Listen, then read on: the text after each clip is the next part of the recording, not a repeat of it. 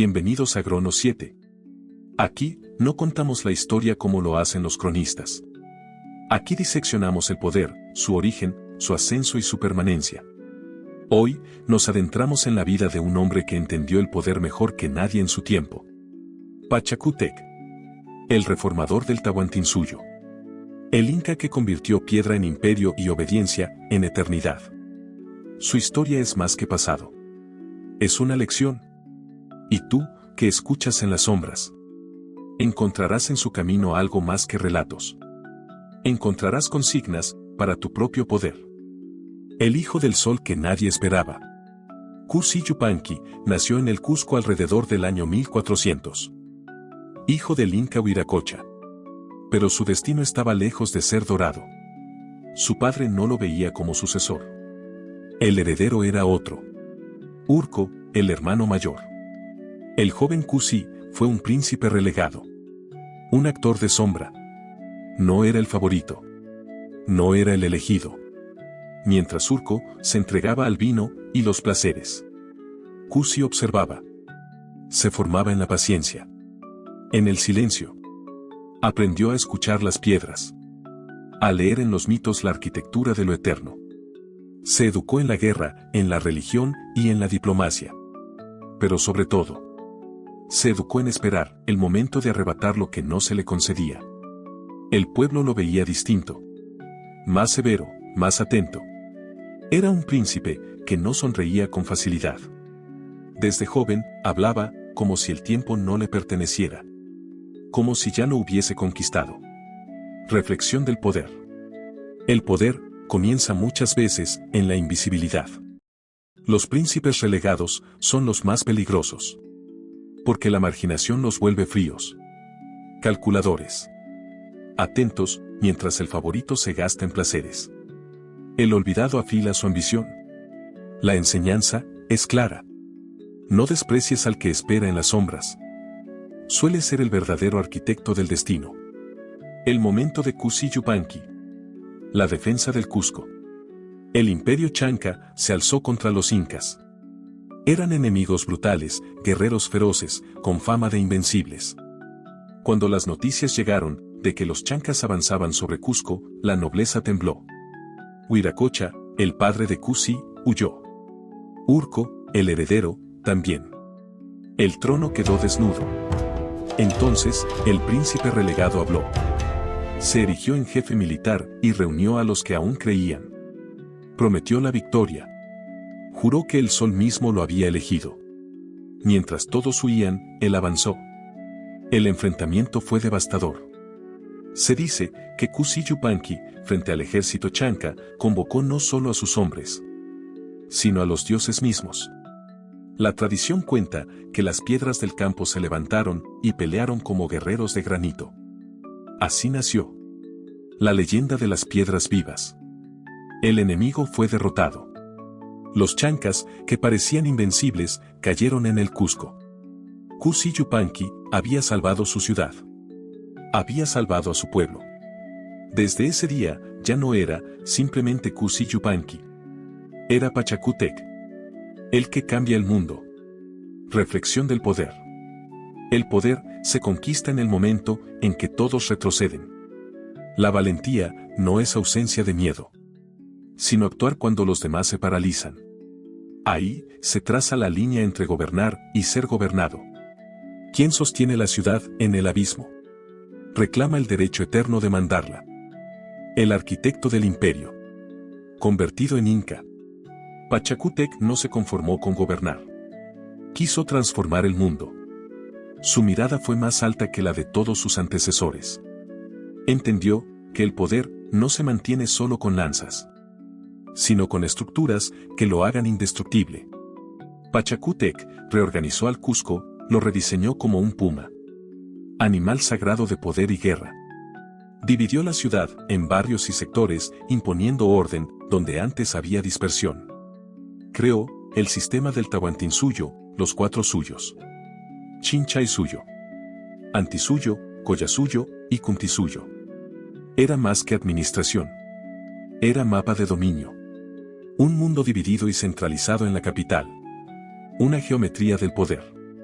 Construyó templos, fortalezas y palacios. El Coricancha, templo del sol, se cubrió de oro. Machu Picchu se alzó en la montaña, mitad ciudad, mitad altar al cielo. Pisac, Ollantaytambo, Sacsayhuamán, piedras como soldados eternos. Edificios que no eran simples moradas, sino símbolos de permanencia. Inventó la red de caminos más grande de América, con miles de kilómetros que unían montañas, desiertos y selvas. Cada paso de esos caminos era control. Cada tambo, depósito de alimentos y armas, era un recordatorio de que el Inca pensaba en siglos, no en días. Y creó la mita, la obligación de servicio al Estado. No era solo tributo, era una maquinaria social, donde cada hombre y mujer trabajaba, directa o indirectamente, para el poder central. Reflexión del poder. El poder no es solo conquista, es estructura. Quien gobierna con lanzas gobierna un instante. Quien gobierna con caminos, templos y símbolos gobierna siglos. La enseñanza es brutal y precisa. Si quieres que tu poder perdure, debes tallarlo en piedra y en mente. La expansión. El Tahuantinsuyo. Pachacútec no fue solo constructor, fue conquistador. Su ejército avanzó más allá del Cusco, sometiendo pueblos enteros. Derrotó a los chancas nuevamente. Aplastó a los huancas. Dominó a los collas del altiplano. Las tierras del actual Perú central y sur cayeron bajo su control. Pero no era solo la guerra lo que imponía su poder. Era la diplomacia. La absorción cultural. A los pueblos sometidos les ofrecía algo irresistible: ser parte de un orden más grande. Traía tecnología agrícola, imponía lengua y religión. Pero también respetaba tradiciones si éstas servían al control. Era maestro en transformar enemigos en aliados. Cuando sus campañas alcanzaron los Andes lejanos, no era solo sangre lo que dejaba. Era la certeza de que el poder de Cusco era inevitable, como el sol. Reflexión del poder. El poder no se expande solo por la espada, sino porque ofrece un relato en el que incluso los sometidos encuentran un lugar. La conquista es completa cuando el dominado termina agradeciendo su dominación. Ese fue el arte de Pachacútec. Esa es la clave de todo imperio. El legado. Pachacútec murió entre el año 1471 y el 1472. Su cuerpo, embalsamado, fue venerado como el de un dios. Sus sucesores heredaron no un reino, sino un imperio sólido, organizado y con un relato cósmico. Dejó al mundo una obra que no se mide en años, sino en siglos. Dejó al Cusco como ombligo del universo. Dejó un sistema de poder que sobreviviría a guerras y catástrofes. Cuando los españoles llegaron, casi un siglo después, aún respiraba la maquinaria que él había construido. Y aún hoy, las piedras de Machu Picchu, las murallas de Sacsayhuamán, los caminos que atraviesan montañas, siguen murmurando su nombre. Reflexión del poder. El poder verdadero no es el que vive contigo, es el que sobrevive a tu muerte.